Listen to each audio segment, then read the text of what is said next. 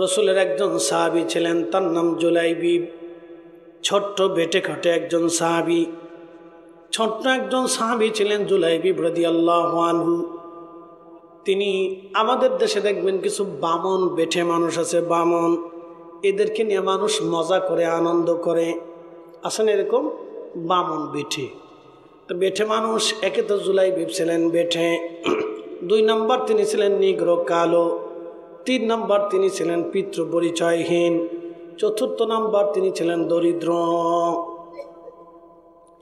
পিতৃ পরিচয়হীন মানে বাবা মাহীন, মানে ছোট্ট গেলে তিনি হারিয়ে গিয়েছিলেন। কোথায় বাড়ি, কোথায় ঘর, কোথায় জমি, কোথায় এলাকা, কেউ জানতো না তার ঠিকানা। ঘুরতে ঘুরতে ঘুরতে ঘুরতে আল্লাহ রসুলের দরবারে এসে পড়লেন তিনি। সবাই বিতাড়িত করে দিতে পারে, আমার রসুল তো তারাই দিতে পারে না। আল্লাহর নবীর বাড়িতে জুলাইবিবকে নবী জায়গা দিয়ে দিলেন। মসজিদে নববীর আহলে সুফফাদের মধ্যে নবীজির সাহাবীরা থাকতেন, যাদের ঘর নাই, বাড়ি নাই, জমি নাই, জমা নাই, দেশ থেকে বিতাড়িত, অঞ্চল থেকে বিতাড়িত, বাবা মা থেকে বিতাড়িত, পরিবার থেকে যারা বিতাড়িত হয়েছিলেন তারা আমার রসুলের বাড়ি এসে থাকতেন, খাইতেন। আমার আসলে খাইতেন, না আসলে না খেয়ে থাকতেন। জুলাইবিব তাদের মধ্যে একজন সাহাবী ছিলেন। ধীরে ধীরে ধীরে ধীরে জুলাইবিব বড় হয়ে গেলেন, যৌবনে পদার্পণ করলেন জুলাইবিব। আল্লাহর নবী বললেন, জুলাইবিব তোমার তো বিয়ে দেওয়ার দরকার, একটা সংসার প্রয়োজন। জুলাইবিব বলেন, ইয়া রাসূলুল্লাহ, আমি 1 নম্বরে কানো, 2 নম্বরে বেঠে, 3 নম্বরে আমি বংশ পরিচয়হীন, 4র্থ নম্বরে আমি দরিদ্র মানুষ, আমার কিচ্ছু নাই, কোথাও কোনো ঠিকানাও নাই। এই মদিনার কেউ আমার সাথে মেয়ের বিয়ে দিবে না। আল্লাহর নবী ডাক দিলেন, জুলাইবিব আমি তোমার বিবাহের ব্যবস্থা করতেছি। আল্লাহর নবী জুলাইবিবের জন্য বিবাহের পয়গাম দিলেন। মদিনার একজন আনসারী সাহাবী ছিলেন ধনাঢ্য, তার গাড়িতে একজন পরমা সুন্দরী একটা মেয়ে ছিল। আল্লাহর নবী ওই আনসারীকে ডেকে বলেন, আনসারী তোমার মেয়েটাকে কি তুমি বিয়ে দেবা? আনসারী মনে করছে রসুল বিয়ে করতে চায়। বলেন, ইয়া রাসূলুল্লাহ, আপনি আমার সাথে আত্মীয়তা করবেন, আপনার সাথে আমার আত্মীয়তা হবে, এর চাইতে পরম সৌভাগ্য আমার জীবনে কি হতে পারে? হুজুর আপনি আমার আত্মীয়। প্রিয় নবী বললেন, সাহাবী আমি তোমার মেয়ে বিয়ে করব না, বরং আমার ছোট্ট সাহাবী জুলাইবিবের সাথে তোমার মেয়ের বিবাহ দিতে চাই। সাহাবী বললেন, হুজুর আমার স্ত্রী আছে, আমার বিবির সাথে পরামর্শ ছাড়া কোনো সিদ্ধান্ত দেব না। আল্লাহর নবীর মন বেজার হয়ে গেল। নবীজির মন বেজার হয়ে যাওয়ার পরে বললেন, সাহাবী ঠিক আছে, সিদ্ধান্ত তুমি জানাও। ওই সাহাবী বাড়ি চলে গেলেন, স্ত্রীকে ডাক দিয়ে বলেন, বিবিরে আমার, আল্লাহর নবী বলে দিয়েছেন তোমার মেয়ের ব্যাপারে নবী বিবাহের পয়গাম দিয়েছেন। মহিলা মনে করছে রসুল বুঝি আমার মেয়ে বিয়ে করতে চায়। তখনই ওই মহিলাকে স্বামী ডাক দিয়ে বললেন, বিবিরে আমার, রসুল বিয়ে করতে চায় না, বরং নবীর দরবারে যে গরিব জুলাইবিব সাহাবী আছে বামন, এই বেঠে সাহাবীর সঙ্গে নবী তোমার মেয়ের বিবাহ দিতে চায়। তখন মহিলা চিৎকার মেরে বলে উঠল, আল্লাহর কসম করে বলি, এমন একটা ছেলের সাথে আমি আমার মেয়েটাকে কখনোই বিবাহ দেব না। এই ছেলের সাথে আমি মেয়ে বিয়ে দেব না, এটা অসম্ভব। তো মেয়েটা ভিতরের রুম থেকে কথা শুনতেছিল, বাবা মা কি বলে। তো অভ্যন্তর থেকে মেয়েটা বাবা মার রুমে এসে বলেন, আব্বা এবং মা কি নিয়ে আলোচনা করতেছে? বলছে, বেটি কন্যা আমার কলিজার টুকরা, রসুল তোমাকে বিয়ে দিতে চায় একটা ছেলের সাথে জুলাইবিব। মারে সে অত্যন্ত বামন বেঠে, সবাই তো তাকে চিনে, মদিনার কেউ অচেনা নাই, একটা বামন বেঠে, মদিনার মানুষ তাকে নিয়ে হাসি তামাশা করে। কন্যা আমার মেয়েটা, মেয়ে আমার ছেলেটা অত্যন্ত দরিদ্র, বংশ পরিচয়হীন, কোথায় তার ঠিকানা বাড়িঘর কেউ বলতে পারে না, সে দরিদ্র মানুষ। আমরা সম্ভ্রান্ত পরিবারের লোক, তোমার মতো একটা সুন্দরী মেয়েকে এমন একটা ছেলের সঙ্গে বিবাহ আমি দিতে পারি না। মেয়েটা ধমক দিয়ে বলল, মা আব্বাজান, কলেজার ভেতরে আপনাদের সাহস কি করা হয়? রসুল আমার বিবাহের ব্যাপারে ছেলে পছন্দ করেছে, এর চাইতে পরম সৌভাগ্য আমার জীবনে কি হয়? রসুল আমার জন্য স্বামী পছন্দ করেছে। ও মা, ও আব্বা, আপনি তাড়াতাড়ি যান, রসুলের পয়গামকে ফেরত দিবেন না। আপনি যায় বলেন আমি জুলাইবিবকে পছন্দ করলাম। রসুল পছন্দ করার কারণে একবার জোরে বলা যাবে কি আল্লাহু আকবার। ইশকে রসুল। আপনি কল্পনা করতে পারবেন যে একটা মেয়ে তার জীবনের সুখ, ভালোবাসা, ইচ্ছা সব কিছুকে বিসর্জন দিয়ে দিল রসুলের কথা। ছোট কোনো কাজ না। আরো জোরে বলেন আল্লাহু আকবার। আচ্ছা বলেন তো, একটা ছেলে বংশ পরিচয়হীন, কোথায় তার বাড়ি, কোথায় তার ঘর, কোথায় তার ঠিকানা কেউ জানে না, এরপর হত দরিদ্র, নিগ্রো, কালো, বামন বেটে, এরকম একটা ছেলের সাথে আপনাদের বিয়েনি বাজারে কোনো ধনাঢ্য পরিবারের কোনো লোক তার মেয়েকে বিবাহ দেবে? জীবনেও দেবে না, কখনোই হবে না। রসুল বলছেন, মেয়ে রাজি হয়ে বললেন যান। সাহস কি করে হয় আপনার? নবী আমার জন্য স্বামী পছন্দ করেছে, এর চাইতে আমার জীবনের আর কি হতে পারে যে রসুল পছন্দ করেছে? আরো জোরে বলেন আল্লাহু আকবার। এটা সাহাবী, নবীর ইচ্ছার কাছে সবকে বিসর্জন দিতেন, রসুলের ইচ্ছার কাছে সব বিসর্জন। আপনি সেই রসুলের ইজ্জতের ব্যাপারে আপনি চুপ থাকতে পারেন না। আপনাকে বুঝে কাজ করতে হবে। সাবধান, সাহাবে کرام কি করে ভালোবাসতেন। আহা, আনসারী সাহাবী দৌড়াই যে বলেন, ইয়া রাসূলুল্লাহ, আমার মেয়ে আপনার পয়গামে রাজি হয়ে গেছে, মেয়ে রাজি হয়ে গেছে, এখন আমার আর কিছু বলার নাই। হুজুর, আমিও রাজি হয়ে গেছি, ইয়া রাসূলুল্লাহ ক্ষমা করে দিয়ে। হুজুর বিবাহের প্রস্তুতি গ্রহণ করেন। আল্লাহর রসুল রাজি হয়ে গেলেন, সন্তুষ্ট হলেন। বিবাহের দিন তারিখ নির্দিষ্ট হলো। জুলাইবিবকে বলেন তোমার সামানা জোগাড় করো। তখনকার দিনের বিয়ে এখনকার দিনের বিয়ের ভিতরে আকাশ পাতাল তফাৎ, ডিফারেন্স।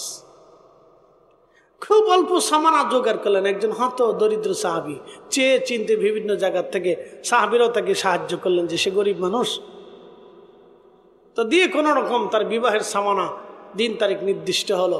মসজিদে ইজাব কবুল হয়ে গেল। নবীজি খেজুর ছিটিয়ে সবাইকে খেজুর খাওয়াইলেন।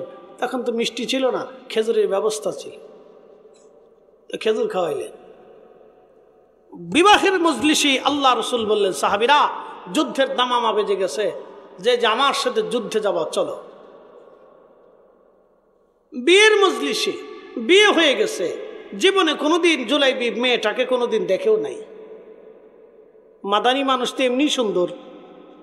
আপনারা যারা জানেন যে পৃথিবীতে, বর্তমান পৃথিবীতে যদি শ্রেষ্ঠ মানুষ দেখতে চান তো মদিনার মানুষ দেখবেন, যদি সবচেয়ে শরীফ ভদ্র মানুষ দেখতে চান তো মদিনার মানুষ দেখবেন, সবচেয়ে পবিত্র পর্দানিসীন কোনো নারী যদি দেখতে চান তো মদিনার নারী দেখবেন। এদের চাইতে পৃথিবীতে পবিত্রা, সতী সাধবী এবং ভদ্র এবং আল্লাহওয়ালা পৃথিবীতে কোনো নারী আপনি কোথাও খুঁজে পাবেন না।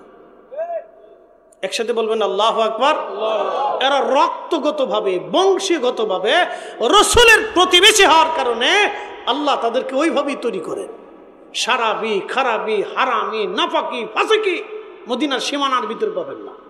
নবী বলে দিয়ে গেছেন, উম্মত সারা পৃথিবীতে হারামি, সারাবি, খারাবি, নাফাকি, ফায়েসাকা সারা পৃথিবীতে ছড়িয়ে যাবে, শুধু আমার মদিনাকে আল্লাহ হেফাজত রাখবে।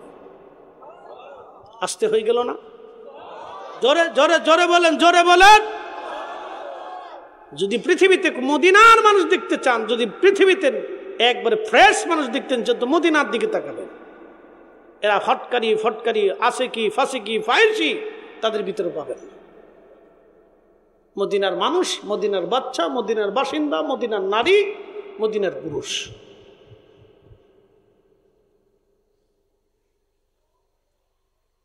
তো নবীজি বিয়ের মজলিসে বললেন, যুদ্ধের জন্য কে কে যাবে চলো।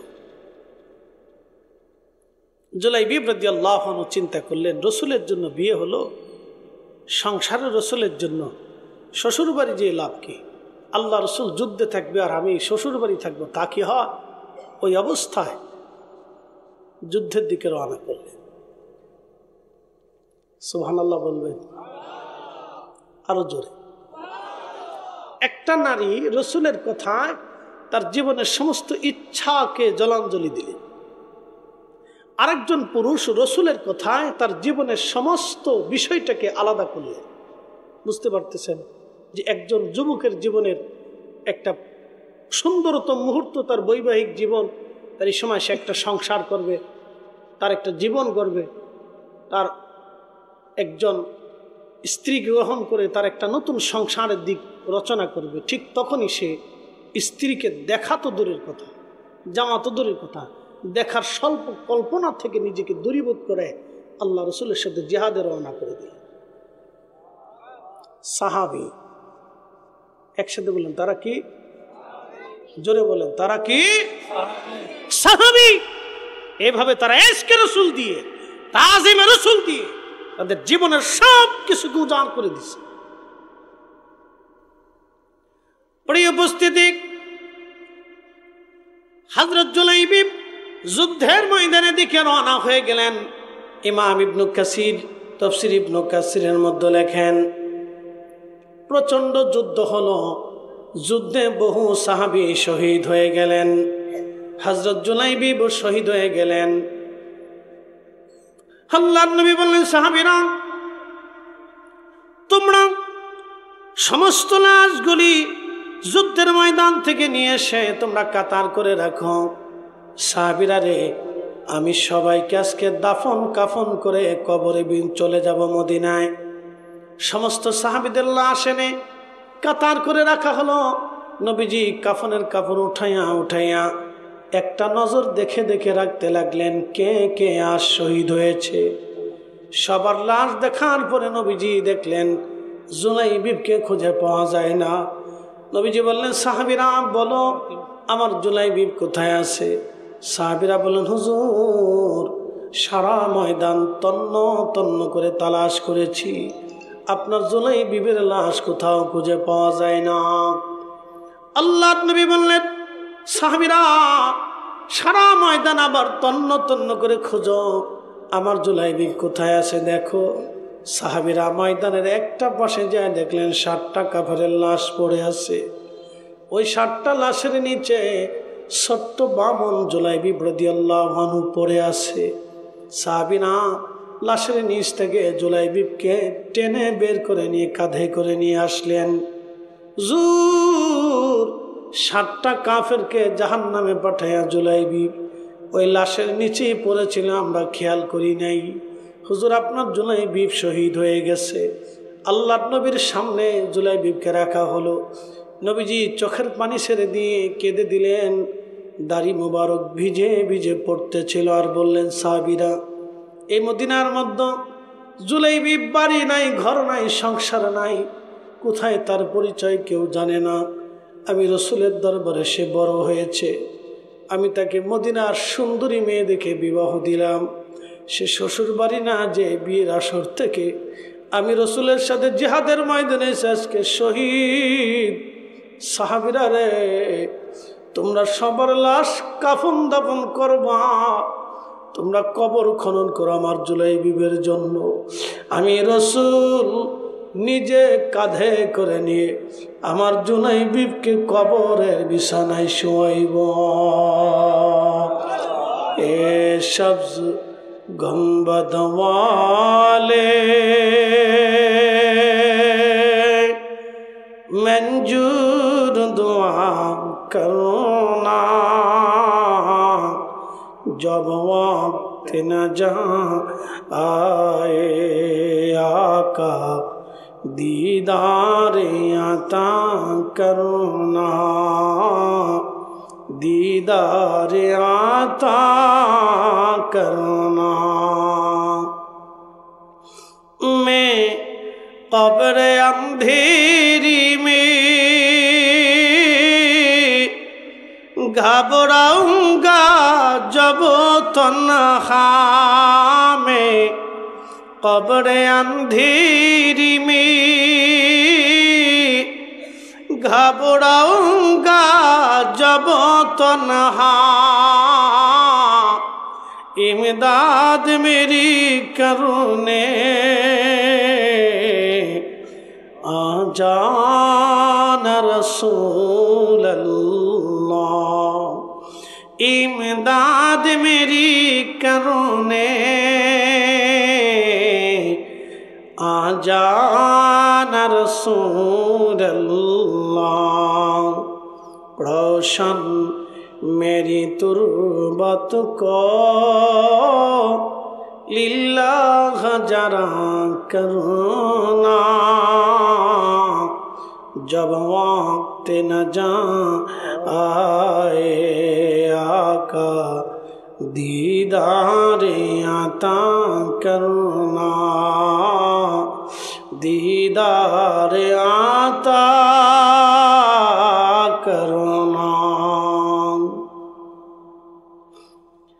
আল্লাহর নবী কাফন পরাইয়া শহীদদের গোসল করানো হয় না, বিনা গোসলে রক্তমাখা শরীরে তাদের দাফন করা হয়। আল্লাহর নবী কাফনের কাপড় পরাইয়া খাটিয়া করে জুলাইবিবকে নবীজি কাঁধে করে নিয়ে রওনা করলেন। আহা, আল্লাহর নবী কাঁদতেছিলেন, সাহাবীরাও কাঁদতেছিল। ইশকে রাসূলের জ্বলন্ত প্রমাণ ছিল সাহাবী জুলাইবিব। একজন বেঠে মানুষ, লেখাপড়া নাই, পৃথিবীর কোনো বিদ্যালয়ে সে লেখাপড়া করে নাই, রসুলের দর্শে বসে আশিকে রসুল হয়ে গেলেন। তার জন্য আল্লাহ কোরআনের আয়াত পর্যন্ত নাজিল করে দিলেন। আল্লাহর নবী নিজে কাঁধে করে জুলাইবিবকে নিতে নিতে কবরে নবীজি নিজে হাতে তাকে কবরে নামাইলেন। কবর দিয়ে নবীজি চলে আসলেন। কবর দিয়ে চলে আসার পরে হযরত আল্লাহর নবী মসজিদে নবীর মধ্যে বসে বসে হাত বাড়ায় কাঁদে আর বলে, ইয়া রাব্বি, আমার কথায় যে মেয়েটা জুলাইবিবকে বিয়ে করেছিল, আল্লাহ এই মেয়েটা বিধবা হয়ে গেছে। ইয়া রাব্বি, আমার জুলাইবিব আমাকে ভালোবেসে ময়দানে শাহাদাতের নামে সুদা পান করলো। আল্লাহ ওই মেয়েটার জীবনকে আপনি কল্যাণময় করে দেন, বরকতময় করে দেন। আল্লাহ তার জীবনকে কষ্টময় করবেন না, তার দুনিয়া আখিরাতকে কল্যাণময় করে দেন, দুনিয়া আখিরাতকে বরকতময় করে দেন। রসুলের দোয়া কবুল হয়ে গেল। সারা মদিনার থেকে হাজার হাজার পরিবার থেকে বিবাহের পয়গাম আসে, ইয়া রাসূলুল্লাহ, আপনি যেই মেয়ের বরকতের জন্য দোয়া করেছেন ওই মেয়েটা আমাদের সংসারে দিয়ে দেন। ধনী ধনী পরিবার থেকে বিবাহের পয়গাম আসে, হুজুর আপনি ওই মেয়েটাকে আমাদের পুত্রবধূ বানিয়ে দেন। এইভাবে আল্লাহর রসুলের দরবারে ওই মেয়েটার ব্যাপারে হাজার হাজার পয়গাম আসলো। সারা মদিনাতে মেয়েটা সম্মানিত হয়ে গেল। আল্লাহ রসুলের ইচ্ছায় নিজের ইচ্ছাকে কুরবানি করার জন্যে একজন নারী দুনিয়াতেও সম্মানিত হলো, আখিরাতেও সম্মানিত হয়ে গেল। জোরে বলা যাবে কি সুবহানাল্লাহ? আল্লাহু আকবার।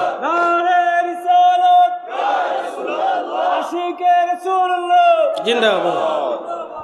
রব্বুল আলামিন প্যারা হাবিবের মেরাজের জন্য আসমানে আল্লাহ আলাদা একটা দরজা বরাদ্দ করে রাখলেন। পৃথিবীতে আর কারোর জন্যই দরজা বরাদ্দ না। জিবরাইল আমিন একটা দরজা দিয়ে বারবার ওহী নিয়ে আসতেন। আল্লাহ বলেন, ওয়াস-সামাই যাতিল বুরুজি ওয়াল ইয়াউমিল মাউউদ। ওয়াস-সামাই যাতিল বুরুজ, বুরুজ বিশিষ্ট আকাশের কসম করি। বন্ধু, এই আয়াতের তাফসীর করতে যা মুফাসসিরে কেরাম দুই ভাগে বিভক্ত হয়েছে। একদল বলেছে আল্লাহ নক্ষত্রের কসম করেছেন, আর একদল মুফাসসির বলেছেন না, আসমানে একটা বিশেষ দরজা আল্লাহ রেখেছেন। এই দরজা দিয়ে জিবরাইল ওহী নিয়ে পৃথিবীতে আসতেন। এই জন্য আমার আল্লাহ ওই দরজার কসম করেছেন। ওহী নিয়ে আসার এক দরজা, আমার রসুলকে নিয়ে যাবার জন্য আর এক দরজা। একসাথে বলবেন আল্লাহু আকবার। ওই দরজা সৃষ্টিতে একবারই ব্যবহার হবে, একবারই ব্যবহার হয়েছে, শুধু রসুলের মেরাজের জন্য। লক্ষ্য করেন হাজিরিন, ওই দরজাটা শুধু রব্বুল আলামিন আমার রসুলের একবার যাওয়ার জন্য, মেরাজের জন্য আল্লাহ বরাদ্দ করলেন। শুধু ওই দরজা দিয়ে আমার আল্লাহ জিবরাইলকে নিলেন এবং আমার রসুলকে আমার আল্লাহ মেরাজের রাত্রে শুধু ওই দরজা দিয়ে নিলেন, ওই দরজা দিয়ে আনলেন। পৃথিবীতে সৃষ্টিতে কখনো ওই দরজা আর কোনোদিন ব্যবহার হয় নাই, আর কোনোদিন ওই দরজা ব্যবহার হবে না। শুধু আমার রসুলের সম্মানের জন্য দরজা বরাদ্দ। একবার জোরে বলা যাবে কি আল্লাহু আকবার। এখন আপনি বুঝেন তো রসুলের, আল্লাহর হাবিবকে কি করে আমাদের সম্মান দেওয়া উচিত। অনেকে বলে থাকেন যে হুজ্জত কি, দলিল কি। আমি বলি রসুল তো নিজেই হুজ্জত, নবী তো নিজেই হুজ্জত। বলে কি কারণে? আশহাদু আল্লাহ ইলাহা ইল্লাল্লাহ, এর পরের শব্দটি আশহাদু আন্না মুহাম্মাদুর রাসূলুল্লাহ। এটা সাব কেবলা লাগাই নেই, সাহাবীরা লাগাই নেই, তাবিঈ লাগাই নেই, চার মাযহাবের ইমাম, চার তরিকার ইমামরা লাগান নাই। তো কে লাগিয়েছেন? যিনি মালিক তিনি লাগিয়েছেন, যে আমি আল্লাহর নামের পরেই আমার রসুলের নামটা আজানে আজানে একামতে উচ্চারিত হতেই থাকবে। একসাথে বলবেন আল্লাহু আকবার। আচ্ছা, ঢাকার আজানের সময়ের সাথে কি সিলেটের আজানের সময়ের মিল আছে?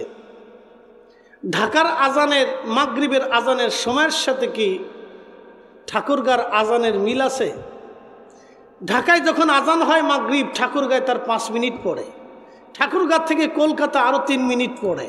কলকাতা থেকে আপনি যত পশ্চিমের দিকে যাবেন তত আজানের টাইম গড়াইতে থাকি, পিছিয়ে থাকি। এর অর্থ হলো সারা পৃথিবীতে সব সময়ের জন্য প্রত্যেক ঘন্টার ভিতরে কোথাও না কোথাও আজান চলমান আছে। একসাথে বলবেন আল্লাহু আকবার।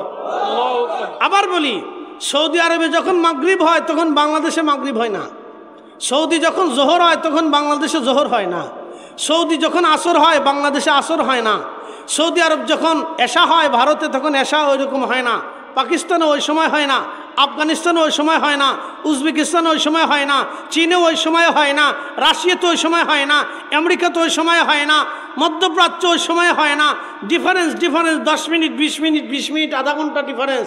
এর অর্থ হচ্ছে আজান চলমান হবে, আল্লাহর নামের পরে রসুলের নাম জিকির চলমান থাকবে। একসাথে বলবেন আল্লাহু আকবার। তিনি আমাদের রসুল। আল্লাহ এমন এক সিস্টেম করে দিলেন যে আল্লাহর পরে রসুলের নাম উচ্চারিত হতেই থাকবে। আল্লাহ যেখানে রসুল সেখানে, আল্লাহর নাম যেখানে রসুলের নাম সেখানে। এটা হতভাগা ছাড়া অন্য কেউ বুঝতে পারে না। শুধু হতভাগারা এটা বুঝে না, যাদের বুলন্দ নসিব তারা বুঝে। এই জন্য আমরা আকাবিরদের সিদ্ধান্ত ছিল রসুলকে সন্তুষ্ট করো, আল্লাহকে খুশি করো। যদি করতে চাও তো রসুলকে খুশি করো। আল্লাহকে যদি পাইতে চাও তো রসুলকে আগে পাও। আল্লাহকে যদি ভালোবাসতে চাও তো রসুলকে মহাব্বত আগে করো। আল্লাহকে যদি খুঁজতে চাও তো নবীর ইত্তেবা আগে করো। আল্লাহর জন্য জীবন দিতে চাইলে রসুলের জন্য আগে দাও। এই জন্য সাহাবে কিরাম দেখতেন আগে রসুলের জন্য সাহাবে কিরাম নিবেদিত থাকতেন। আচ্ছা, প্রশ্ন করি, আবু বকর সিদ্দিকের রাদিয়াল্লাহু আনহু কন্যা আমাদের আম্মা জান আয়েশা সিদ্দিকা রাদিয়াল্লাহু আনহার বয়স 5 বছর, প্রিয় নবীজির বয়স 50 আপ। আচ্ছা বলেন তো, 5 বছরের একটা কন্যাকে আপনি কি 50 ঊর্ধ্ব একজন ব্যক্তির সাথে শাদী দিবেন? পৃথিবীর কোনো বাবা দেবে না। কথা ঠিক আছে না ভাই? পৃথিবীর কোনো বাবা দেবে না। কিন্তু আম্মাজান আয়েশা সিদ্দিকা রাদিয়াল্লাহু আনহার ব্যাপারে আবু বকর সিদ্দিক রাদিয়াল্লাহু আনহু রসুলকে বলতেছিলেন, ইয়া রাসূলুল্লাহ, আপনি আয়েশাকে বিয়ে করেন। তো প্রিয় নবী বললেন, আবু বকর সে তো ছোট্ট। বলি, ইয়া নবী আল্লাহ, ছোট বড় বুঝি না, আপনি আয়েশাকে বিয়ে করলে আপনার সাথে আমার আত্মীয়তার সম্পর্ক হবে। আমি চাই আমি রসুলের আত্মীয় হব, রসুল আমার আত্মীয় হবে।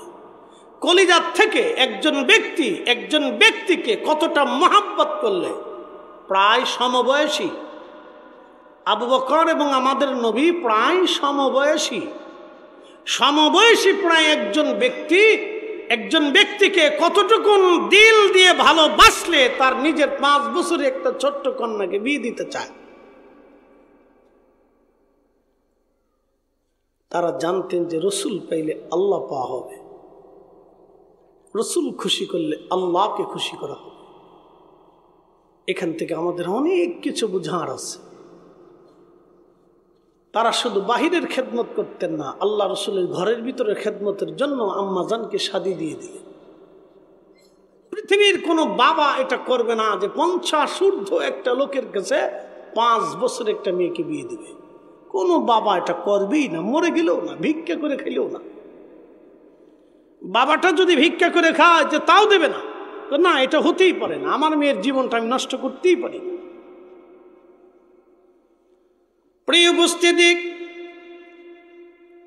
হাজিরিন, এইগুলি ছিল হুব্বে রাসূল। শানে রাসালাতকে আল্লাহ রাব্বুল আলামিন এতটাই মর্যাদা দিয়েছেন, প্রত্যেক আযানে একামতে পৃথিবীর সব স্থানে একসাথে নামাজ শুরু হয় না। দেখবেন পৃথিবীর সব মসজিদে একসাথে নামাজ হয় না। এর অর্থ হচ্ছে সর্বসময়ে সর্বমুহূর্তে আল্লাহর নামের পরে আমার রসুলের নামখানা জড়ানো রেখে দিয়েছেন আল্লাহ। কুরআনুল কারীমে রব্বুল আলামিন চমৎকার করে জানাই দিলেন, ওয়ারাফা'না লাকা যিকরাক। নবী গো, আমি আপনার জিকিরকে সমুন্নত করেছি, মর্যাদাপূর্ণ করেছি। ইয়া রাসূলুল্লাহ, ও সিলেটবাসী মনোযোগ দিবেন। বিয়ানীবাজারের মুসলমান, রব্বুল আলামিন আয়াত নাজিল করার পরে তাফসীর আবু হাতিমের মধ্যে আসছে, তাফসীরে তাবারির মধ্যে আসছে, জিবরাইল এসে গেলেন। ইয়া রাসূলুল্লাহ, আয়াতের মর্ম অর্থ কি আপনি জানেন? আল্লাহর নবী জবাব দিলেন, আল্লাহু আলাম, আমার রব আমার আল্লাহ ভালো জানে। ঠিক তখনই জিবরাইল ডেকে বললেন, হুজুর, রব্বুল আলামিন আল্লাহ কোরআনের আয়াত নিজে নাজিল করেছেন, তাফসীর আমার আল্লাহ পাক জানিয়ে দিয়েছেন, ইজা যুকিরতু যুকিরতা মাই, আমি আল্লাহর জিকির যেখানে হবে আপনি নবীর জিকিরও সেইখানেই হবে। একবার জোরে বলা যাবে কি আল্লাহু আকবার? এজন্য নারে তাকবীর যেখানে হবে, নারে রিসালাত সেখানেই হবে। কথা বলেন ঠিক না বেঠে? নারে তাকবীর যেখানে, নারে রিসালাত সেখানে, আল্লাহর জিকির যেখানে হবে, নবীর দুরূদ সেইখানেই হবে। কথা বলেন। অথচ আমাদের দেশে একদল দেখবেন দুরূদ পড়তে তাদের অনেক বড় অনীহা, কোন রকম দুরূদ ইব্রাহিম একবার পড়িয়া শেষ করে দেয়। তারপরে মনে হয় যে খুব কষ্ট করে দুরূদ ইব্রাহিমটা পড়তেছে, যে খুব কষ্ট হচ্ছে ওনা। আমি এরকম মাহফিলে দেখছি যে দুরূদও পড়ে না, দুরূদ ইব্রাহিমও পড়ে না। আমি এরকম বক্তাও দেখছি। সি সি সি সি সি, লজ্জা করা উচিত। এদের শরম লজ্জা কুত্তার লজ্জার চাইতে বেশি লজ্জাশীল হয়ে গেছে এরা। এদের লজ্জা করা উচিত। যেই রসুলের জন্য দিন পেয়েছি, ঈমান পেয়েছি, মসজিদ পেয়েছি, কালেমা পেয়েছি, আখিরাতে নাজাত হব, তার দুরূদে যদি মাহফিলে পড়তে হয় বক্তার লজ্জা হয়, এই সমস্ত বক্তাদেরকে মাহফিল থেকে বয়কট করা উচিত। কথা বলে ঠিক না বেঠিক?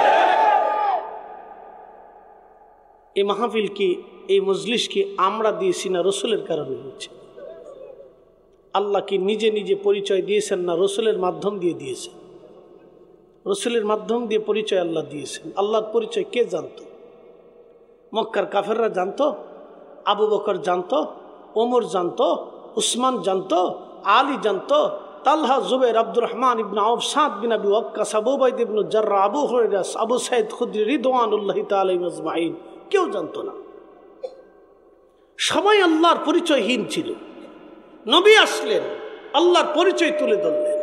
সাহাবে কাম বললেন কি করে হয়? রসুল করিমের মুজিজা দেখলেন, আল্লাহর নবীর চরিত্র দেখলেন। রসুল দেখে তারা বুঝতে পারলেন, হ্যাঁ, উনি জীবনে মিথ্যা বলে নাই, কখনো মিথ্যা বলতে পারে না। উনি ঠিক, উনার আল্লাহ ঠিক, উনার রাব ঠিক, আখিরাত ঠিক, উনি যা বলেছে তাই ঠিক। তো উনার দুরূদ যদি জমিনে না হয় মাহফিলে না হয় তো হবে কোথায়? কি কথা ঠিক আছে না? ওনার দরুদ যদি মাহফিলে না হয় তো কোথায় হবে? আমি এরকম বক্তা দেখছি যে দরুদ শরীফ পড়ে না, এই খুতবা শেষ করার পরে একটু জিকির করে ওয়াজ শুরু করে দেয়। চিন্তা করলাম সর্বনাশ, এইভাবে যদি আগামী দিনগুলি চলতে থাকে তাহলে উম্মতের জন্য ভয়াবহ অশনি সংকেত উম্মতের জন্য আসতেছে।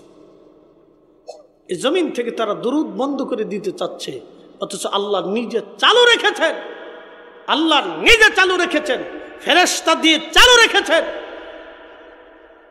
24 ঘন্টাতে আল্লাহর হাবিবের রওজা মুবারকে 1,24,40,000 ফেরেশতা নাজিল হয়ে রওজা শরীফ ঘিরে ধরে তার আল্লাহর হাবিবের দুরুদ সালাম দুরুদ তাসলিম পড়তে থাকে।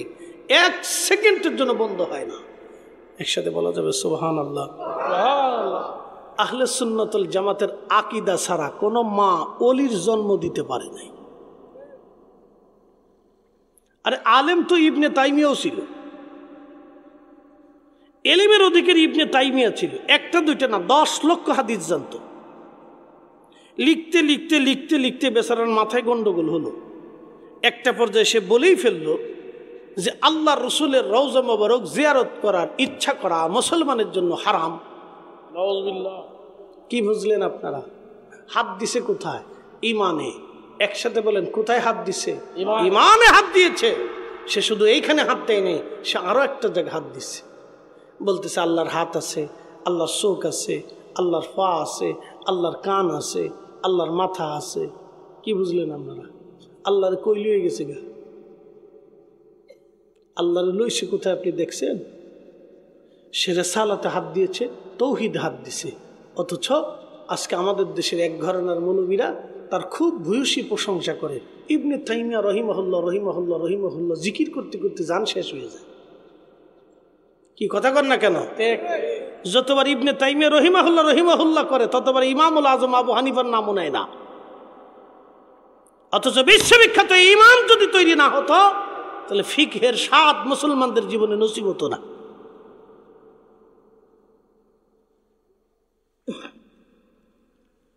প্রিয় বিয়ানীবাজারের মুসলমান, শানে রাসালাতের বিষয় আমি আপনাদেরকে বলতেছি। আমাদের দেশে আর এক দল তৈরি হয়েছে, সিলেটে দিন দিন বাড়তেছে, লন্ডনে বাড়তেছে। আমি এবছর হজে যাওয়ার পরে মিনার প্রান্তরে একটাকে ধমক দিয়েছিলাম। আমি রসুলের শান বলতে যাওয়ার পরে লোকটা বাধা দিয়ে বলল মিনার প্রান্তরে। তখন আমি একটা ধমক দিয়ে বললাম, এবার মানে রসুল বের হয়ে যা, তো কি মিনা প্রান্তরে কি আসতে বলেছে বেটা বেয়াদব? এই মিনার প্রান্তরে পেয়েছি রসুলের জন্যে, আরাফা বুঝেছি রসুলের জন্যে, হজ বুঝেছি রসুলের জন্যে, আল্লাহকে সেজদা দেওয়াটা বুঝেছি রসুলের জন্যে। রসুলের শানই যদি জমিনে না থাকে তো থাকবেটা কি? ওই নবীর শানই যদি জমিনে ভুলণ্ডিত হয় তো মুসলমান বেঁচে থেকে লাভ কি? কথা কন না কেন? ওই নবীর ইজ্জত যদি জমিনে ভুলণ্ডিত হয় তাহলে মুসলমানের বেঁচে থেকে লাভ কি? ও বাজান, খুব মনোযোগ দিয়ে কথাগুলি শুনবেন। একজন লোক সারা বছরে নামাজ পড়ে না, সারা বছরেও সে রোজা রাখে না। আরেকজন লোক সারা বছরে নামাজ পড়ে, সারা বছর রোজা রাখে, কিন্তু লোকটার বিশ্বাস আল্লাহর নবীর পিতা মাতা জাহান্নামী কাফের। আপনি বলেন কোনটা ঠিক হবে? একটা লোক সারা বছর নামাজ পড়ে না, সারা বছরও রোজা রাখে না, সে আল্লাহর হক নষ্ট করছে। আরেকজন লোক এসে সারা বছর নামাজ পড়ে, সারা বছরও রোজা রাখে, কিন্তু সে রসুলের হক নষ্ট করল। এখন দাড়ি পাল্লাতে কোনটার ওজন বেশি হবে, কোনটা হালকা হবে, আপনি বিবেক দিয়ে বুঝে যান। প্রশ্ন সূক্ষ্ম, ওয়াজও সূক্ষ্ম, বুঝটাও সূক্ষ্ম। যদি বুঝতে পারেন তাহলে অনেক কিছু বুঝতে পারবেন, যদি বুঝতে না পারেন তো কিছু বুঝবেন না। এক কথা মনে রাখবেন, হালাল খাবার ব্যতীত ইবাদত কবুল হয় না, ওযু ব্যতীত নামাজ হয় না, ঈমান বিশুদ্ধ না হওয়া ব্যতীত মুসলমান জান্নাতে যাবে না। কি কথা কন না কেন? ঈমান বিশুদ্ধ না হওয়া পর্যন্ত মুসলমান জান্নাতে যাবে না। 1000 বছর ইবাদত হতে পারে, 1000 বছরের জিকির হতে পারে, 1000 বছরের তাহাজ্জুদ হতে পারে, শানে রাসালাতে কেউ যদি গুস্তাখি করে 1000 বছরের ইবাদত 1 সেকেন্ডে শেষ হয়ে যায়। হা, কথা বুঝে যাওয়াটা জরুরি। আল্লাহ জানিয়ে দিলেন লা তারফাউ আসওয়াতাকুম ফাওকা সাওতিন নবী ওয়ালা তাজহারু লাহু বিল কওলি কাজাহরি বা'দিকুম লিবা'দিন আন তাহবাতা আমালুকুম। একটা কথা মনে রাখবেন, আকাশ ভেঙে যাবে, জমিন পড়ে যাবে, সাগর শুকিয়ে যাবে, আল্লাহর কালামের কোনো পরিবর্তন হবে না, কোরআনের কোনো পরিবর্তন হবে না। কোরআন যা বলে দিয়েছে তাই ঠিক হবে। আল্লাহ রসুলের সঙ্গে কেউ যদি বেয়াদবি করে, 1000 বছর ইবাদত হলেও 1 পয়সার মূল্য সে পাবে না। আল্লাহ বলেন আং তাহবাতা আমালুকুম, তার তাহাজ্জুদ ধ্বংস হবে, তার সালাত ধ্বংস হবে, তার রোজা ধ্বংস হবে, তার হজ ধ্বংস হবে, তার ঈমান ধ্বংস হবে, তার নামাজ ধ্বংস হবে, তার ইবাদত ধ্বংস হবে, তার দান সদকা ধ্বংস হবে, তার কোনো কিছুই আল্লাহর দরবারে আল্লাহর দরবারে আল্লাহর দরবারে মঞ্জুর হবে না, হবে না, হবে না, হবে না। ইন্নাল্লাযীনা ইউযুনাল্লাহু ওয়া রাসূলাহু লা'নাহুমুল্লাহু ফিদ দুনিয়া ওয়াল আখিরাহ। আল্লাহ বলে দিলেন যে আল্লাহকে কষ্ট দেয়, আমার রসুলকে কষ্ট দেয়, হাবিব আমি আল্লাহ থেকে বলে দিলাম তার দুনিয়া ধ্বংস হবে, আখিরাত ধ্বংস হবে। আমি আল্লাহর পক্ষ থেকে তার উপরে লানত, দুনিয়াতে লানত, আখিরাতে লানত, তার জিন্দেগির আমল বরবাদ হবে, আখিরাত ধ্বংস হয়ে যাবে। শানে মুস্তাফাতে কেউ যদি বেয়াদবি করে, তার আখিরাত ধ্বংস হবে, দুনিয়া ধ্বংস হবে, আখিরাত শেষ হয়ে যাবে, দুনিয়া শেষ হবে। হেরেমে বসে নামাজ পড়লেও কাজ হবে না, মাকাম ইব্রাহিম 40 বছর সালাত আদায় করলেও কাজ হবে না, কাবা শরীফের গিলাফ দিয়েও যদি তাকে কবর দেওয়া হয় তাও কাজ হবে না, হুজুর গাউসে পাকের মাজারের গিলাফ এনেও যদি কবর দেওয়া হয় তাও কাজ হবে না, জান্নাতুল বাকির মাটি এনেও যদি কবরে দেওয়া হয় তাও কাজ হবে না, জান্নাতুল বাকিতেও যদি তাকে কবর দেওয়া হয় তাও কাজ হবে না। কথা একবারে পরিষ্কার, আল্লাহ নিজে বলে দিয়েছেন লানাহুমুল্লাহু ফিদ দুনিয়া ওয়াল আখিরাহ, দুনিয়াতেও লানত, আখিরাতেও লানত। এই কথা সারা জীবন ব্রেনে রাখবেন, সারা জিন্দেগি ব্রেনে রাখবেন। যারা গুস্তাখে রাসূল, শানে রিসালাতে আল্লাহর হাবিবের সাথে বেয়াদবি করে, সে যেই হোক, আপনাকে তাকে মানা যাবে না, প্রশ্রয় দেওয়া যাবে না, তার জন্য অর্থ ব্যয় করা যাবে না, সময় ব্যয় করা যাবে না, তার পক্ষ নিয়ে আপনি স্লোগান দিতে পারবেন না, তার পেছনে অর্থ ব্যয় করতে পারবেন না। 1 টাকা ব্যয় করলে 1 টাকা রসুলের ইজ্জতের বিরুদ্ধে ব্যয় হবে। 1 মিনিট সময় ব্যয় করলে 1 মিনিট সময় আল্লাহ রসুলের ইজ্জতের বিরুদ্ধে ব্যয় হবে। একটা মুহূর্ত ব্যয় করলে 1টা মুহূর্ত আল্লাহ রসুলের ইজ্জতের বিরুদ্ধে যাবে। আপনি যদি আপনার জীবনের 1টা কথাও ব্যয় করেন তো 1টা কথাও রসুলের ইজ্জতের বিরুদ্ধে যাবে। আর রসুলের ইজ্জতের বিরুদ্ধে যাওয়া মানে আপনার নিজের জীবনে ধ্বংস ডেকে আনা। মনে রাখবেন, কবরে যেতেই হবে, হাসরের ময়দানে দাঁড়াইতেই হবে। একটা কথা মনে রাখবেন, হাসরের ময়দানে রসুলের সামনে দাঁড়াইতে হবে, আপনাকে হাউজে কাউসারের কাছে যেতেই হবে। আর হাউজে কাউসারের কাছে যেতে হলে রসুলের সামনে দাঁড়াইতেই হবে। আল্লাহ বলছেন ইন্না আ'তাইনাকাল কাউসার, নবী গো আমি আপনাকে হাউজে কাউসারের মালিকানা দিয়ে দিয়েছি। আল্লাহ রসুলের সামনে আপনাকে যেতেই হবে। হাউজে কাউসারে না যাওয়া পর্যন্ত পানি পাবেন না। আর অবশ্যই হাসরের ময়দানে আপনাকে পানি পান করতেই হবে। করতে হলে আপনাকে রসুলের সামনে দাঁড়াইতেই হবে। রসুল ছাড়া জান্নাতে যাওয়ার কোনো ব্যবস্থাপত্র আল্লাহ রাখে নাই। অতএব শানে মুস্তাফাতে কেউ যদি বেয়াদবি করে তার আখিরাত ধ্বংস হবে। যেন আমরা রাকাবীর যারা ছিলেন শানে মুস্তাফার জন্য লড়াই করেছেন, নারায়ে রিসালাত ইয়া রাসূলুল্লাহর জন্য আল্লামা সাহেব কেবলা ফুলতলি সৈয়দপুরের জমিনে মার খেয়েছেন। মারতে মারতে থেকে মুমূর্ষ করা হয়েছিল। মুমূর্ষ হালতে তিনি ইয়া রাসূলুল্লাহ বলে চিৎকার করেছিলেন। ইয়া রাসূলুল্লাহ স্লোগান জীবনের শেষ সময় পর্যন্ত তিনি ছাড়েন নাই। সেই দিনের রক্ত আল্লামা সাহেব কেবলা ফুলতলি রক্ত সেই দিন আল্লাহ বৃথা দেয় নাই। তার রক্তের বিনিময়ে সিলেটের জমিনে সুন্নিয়তকে আল্লাহ জিন্দা করেছেন। কথা বলেন ঠিক না বেটে?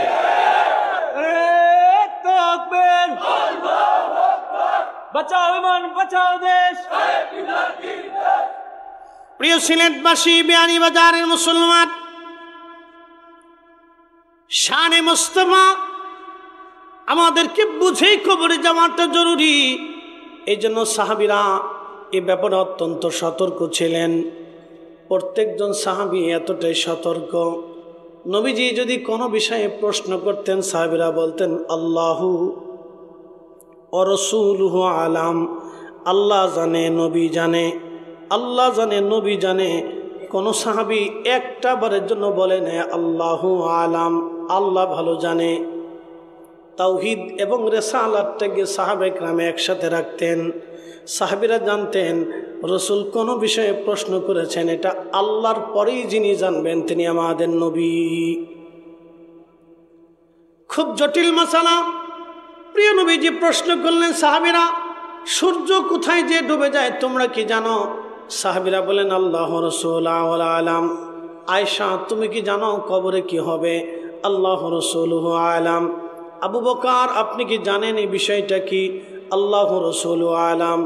ওমর তুমি কি জানো হাশরের ময়দানে কি হবে? আল্লাহ রাসূলুহু আলাম। আল্লাহ জানে নবী জানে, আল্লাহ জানে নবী জানে।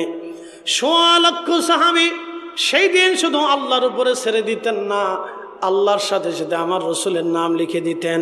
এই জন্য হাসান বিন সাবিত রাদিয়াল্লাহু আনহু কবিতার ছন্দে ছন্দে নবীর প্রশংসা করেছেন।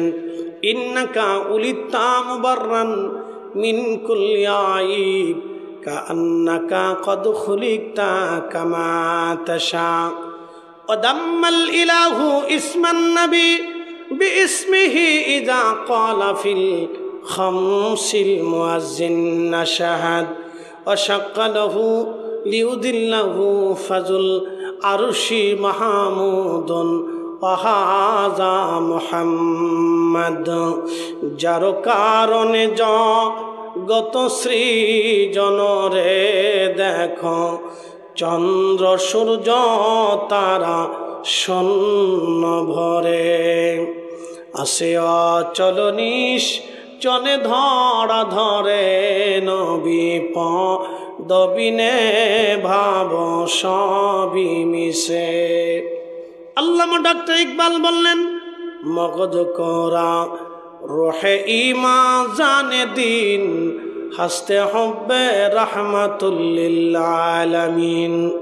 কোরআনের মগজ বানো, ইমানের রুহু বানো, ধর্মের প্রাণ বানো, সব কিছুর মূল রসুলের মহাব্বত, নবীর ভালোবাসা।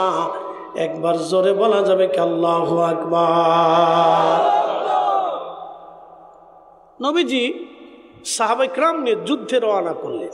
তো ওই বহরে আব্দুল্লাহ ইবনে উবাই, আপনারা জানেন সে মদিনার সবচেয়ে বড় মুনাফিক ছিল। আব্দুল্লাহ ইবনে উবাইও ওই সাথে আছে। তো এক আনসারি সাহাবী এক মুহাজিরি সাহাবীর সাথে বাকবিতণ্ডতা শুরু হয়েছে, দুইজনের তর্ক শুরু করছে। তো তর্কের এক পর্যায়ে তারা দুজনই উত্তেজিত হয়ে গেছে, হতেই পারে। তো দুইজন উত্তেজিত হওয়ার পরে দুজন সাহাবীদের কাছে যায় বিচার দিছে। আনসারীরা বিচার দিছে আনসারীদের কাছে, মুহাজিররা বিচার দিছে মুহাজিরদের কাছে। তো আনসারী যে আব্দুল্লাহ ইবনে উবাইয়ের কাছে যায় বলছে যে এই মুহাজির আমাকে ধমক দিচ্ছে। তো তখনই আব্দুল্লাহ ইবনে উবাই রাগান্বিত হয়ে বললেন, মুহাজিরদের কি করে সাহস আনসারীদেরকে ধমক দেয়? আমরা তাদেরকে জায়গা দিয়েছি, খাইতে দিয়েছি, বসতে দিয়েছি, জমি দিয়েছি, ঘর দিয়েছি, তাদের কত বড় সাহস আনসারীদেরকে ধমক দেয়? আমরা মদিনায় ঢোকার পরে মুহাজিরদেরকে ঘাড় ধাক্কা দিয়ে মদিনার থেকে বের করে দেব। বাস, কাজ হয়ে গেছে। এখন প্রশ্ন করি, রসুল কি আনসারি না মুহাজির? রসুল মুহাজির না? নবী তো হিজরত করে গেছেন। তো যারা হিজরত করছে তারা তো মুহাজির, কথা ঠিক আছে না? তা আমার রসুল তো মুহাজিরদের ভিতরে। একসাথে বলবেন আল্লাহু আকবার, বুঝে যাবেন এখানে সূত্র আছে। রসুল তো মুহাজিরদের ভিতরে, নবী কিন্তু আনসারীদের ভিতরে না। আনসারীদের সাথে পরে আসার কারণে রসুল পরে মদিনা হয়ে গেছেন, কিন্তু আগে তো মুহাজির ছিলেন। এই কথা যখন আল্লাহ রসুলের কানে লাগছে তখন আল্লাহ নবী খুব বেজার হয়ে গেলেন। যুদ্ধের রওনা বাদ দিয়ে নবীজি বললেন, মদিনার থেকে মুভ করো, আর আমরা যুদ্ধে যাত্রা করব না, মদিনার দিকে রওনা করব। তো সমস্ত সাহাবী মদিনার দিকে রওনা করলেন। মদিনার দিকে রওনা করলেন। আব্দুল্লাহ ইবনে উবাইয়ের ছেলে ছিল আব্দুল্লাহ। দেখেন, আব্দুল্লাহ ইবনে উবাইয়ের ছেলের নাম আব্দুল্লাহ ইবনে আব্দুল্লাহ, ছেলের নামও আব্দুল্লাহ ছিল। আব্দুল্লাহ কানে কথা শুনলো যে আমার বাবা মুহাজিরদেরকে মদিনার থেকে তাড়িয়ে দিবে। ঠিক তখনই ছেলের কলিজার ভিতরে ইশকে রাসূল দাও দাও করে জ্বলে উঠছে। আমার রাসূল মুহাজির, আমার বাবার কলিজায় কি করে সাহস হয় মুহাজিরদেরকে মদিনার থেকে তাড়িয়ে দেবে? ছেলে ঘোড়া দাবড়িয়ে দ্রুত গতিতে মদিনার উপকণ্ঠে যেই রাস্তা দিয়ে মদিনায় ঢুকবে, রাস্তারও সামনে ঢাল তলোয়ার অস্ত্রে শস্ত্রে সজ্জিত হয়ে দাঁড়িয়ে আছে। সাহাবীরা ধীরে ধীরে ধীরে ধীরে মদিনায় ঢুকে যখন তার বাবা সামনে আসছে তখন তলোয়ার টেনে বের করে বললেন, সামনে দাঁড়াও। এ পিতা, আমি তোমার সন্তান আব্দুল্লাহ বলতেছি, আল্লাহর কসম করে বলি, যদি মদিনাতে ঢুকার চেষ্টা করো আমি সন্তান তোমার দেহ থেকে মাথা আলাদা করে ফেলে দেব। একসাথে বলবেন আল্লাহু আকবার। এই পিতা, বাবার পরিচয় হবে না, সন্তানের পরিচয় দেব না। তোমার কলিজার মধ্যে সাহস কি করে হয় তুমি মুহাজিরদেরকে ঘাট ধাক্কা দিয়ে মদিনার থেকে বের করবে? আমার রাসূল তোমাকে মদিনায় ঢুকতে না দিলে আল্লাহর কসম করে বলি আমি তোমার বেটা এইখানে তোমাকে জবাই করব। না না, জোরে বলেন, জোরে জোরে জোরে। এরা সাহাবী, জোরে বলেন কি? একসাথে বলেন, তারা কি? ইশকে রাসূলে তাজিমে রাসূলের বেলায় তারা কত শক্ত ছিল সাহাবী।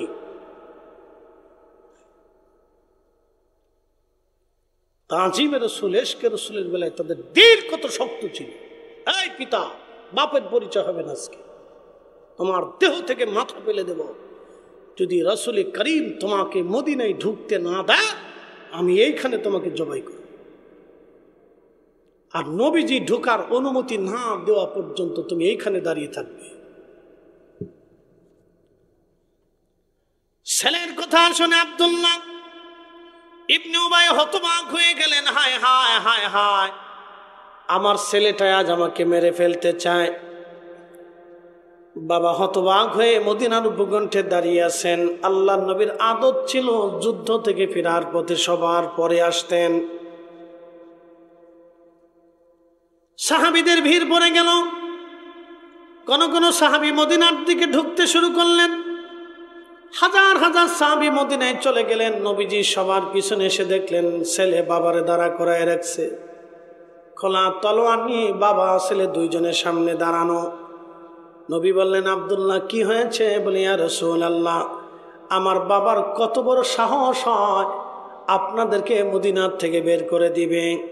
আপনি অনুমতি দিলে বাবা মদিনায় ঢুকতে পারবে, নতুবা আমি আমার বাবার দেহ থেকে মাথা এখান থেকে ফেলে দেব। আমার বাবাকে মদিনায় ঢুকতে দেব না। একবার জোরে বলা যাবে কি আল্লাহু আকবার? তেলের গাড়ি তেলে চলে,